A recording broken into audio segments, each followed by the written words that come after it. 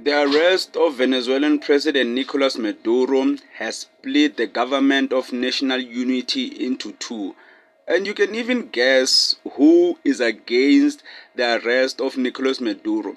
It's progressive political parties, EFF, Umkhonto weSizwe, obviously the ANC. And the parties that agree on the arrest of Nicolas Maduro, you can only guess, is the Democratic Alliance, VF Plus, those guys, they think it's justified. And those guys, obviously, they think it's justified because they stand with anything that the USA does. They don't go against the USA because who are they going to beg when things go bad? They go to Trump and the USA. The USA is their friend. So about Donald Trump are doing all of those things, and now obviously Ramaphosa need to do something.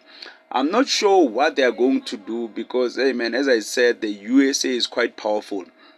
But let's talk about Nicolas Maduro for a second. What are his crimes?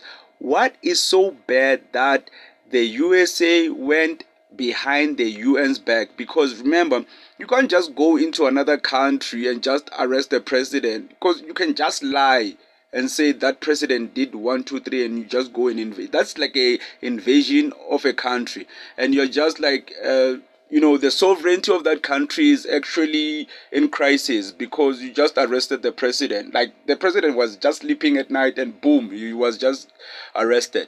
So what are his crimes? Nicolas Maduro, they are saying that he was trafficking fentanyl into the United States, cocaine, drugs, and all of those things. But I mean, come on, guys! Like the sitting president, was he actually involved in those things? Because even if he was doing those things, how would you even prove that?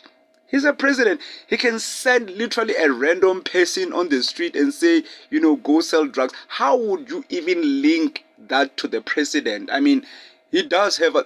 Do you think that the president of Venezuela was like actually linked to those people who actually went there or to sell drugs in the United States? I don't think so. But obviously, we know the reason why this is happening. It's oil, right? We know the USA is in an oil crisis and they need the oil because the pending wars, the wars that are coming, they are going to need a lot and lot of oil. And you can think, why aren't they using the Saudi Arabian oil? Man, that oil is not as much as you think. And the Saudis actually need that oil because they are also in other wars in Africa and all of that, but that's a story for another day. So obviously the GNU is split into